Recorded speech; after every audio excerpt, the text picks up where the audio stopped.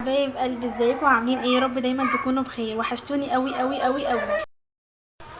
حبايب قلبي، بصوا بقى الوصفه اللي هنعملها مع بعض النهارده سهله جدا. انا اول مره اعملها، مش اول مره اعملها يعني في الطبيعي، لا. تمام. الوصفه اللي انا هعملها مع بعض دي، زي ما قلت لكم انا اول مره اعملها على القناه، بس بعملها في الطبيعي.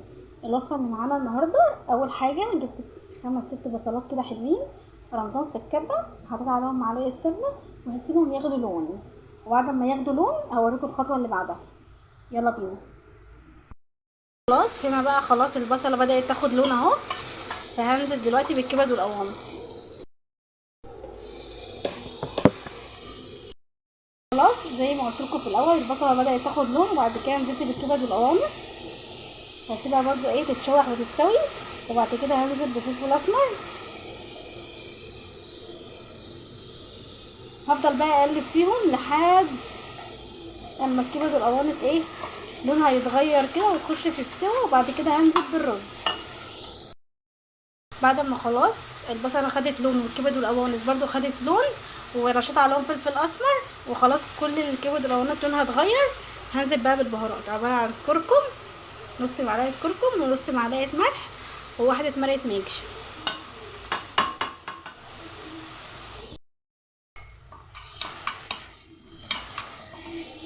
يلا بينا بقى ايه ننزل بالرز.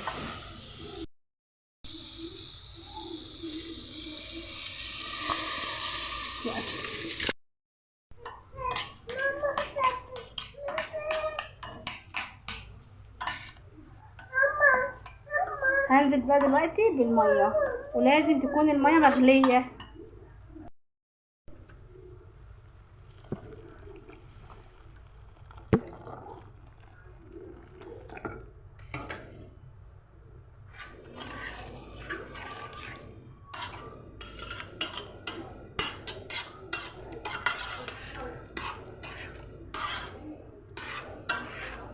بس كده، هسيبه بقى يستوي.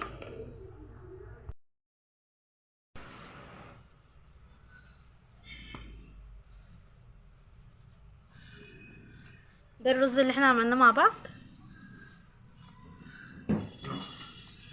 ودي الحمام، حمام كداب. ماما خليته، اكيد مش انا اللي خليته، بعرف اخليه بس انا ماليش خلق بصراحه. وبعدين غسلته كويس جدا، وهنرش عليه دلوقتي ملح وفلفل اسمر. اول حاجه بنشيل العظمه اللي ما بين الورك دي، صح هو ما خدناش فيها ولا حته عظم. وبعد كده بالطريقه اللي انتوا شايفينها دي.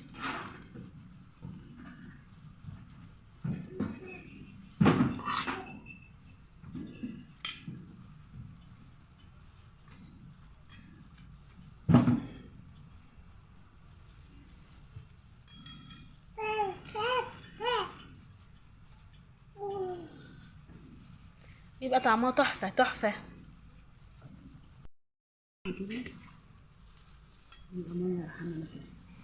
ايه رايكم؟ بياخد شكل الحمامه. ورينا من جوه كده الرز هو جوه.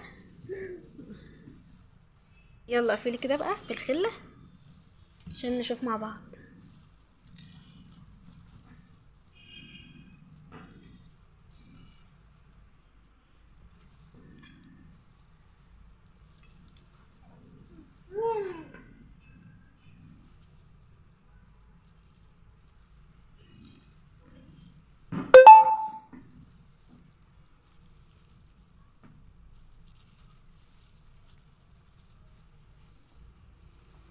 بتجيبي حته من الطرف دي وحته من الطرف دي، وتعملوهم بالخله.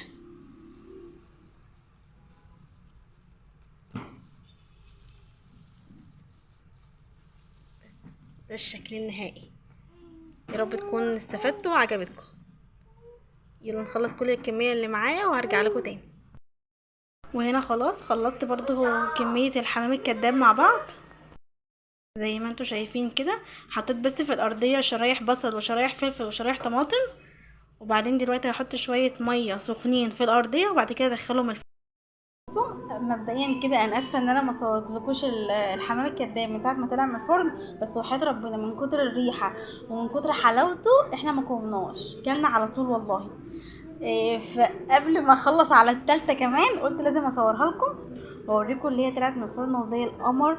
وحياة ربنا تحفه تحفه تحفه تحفه. جربوا الطريقه دي هتعجبكم، سهله جدا. وما تنسوش تحطوا اللايك. اشوفكم في فيديو جديد. باي باي.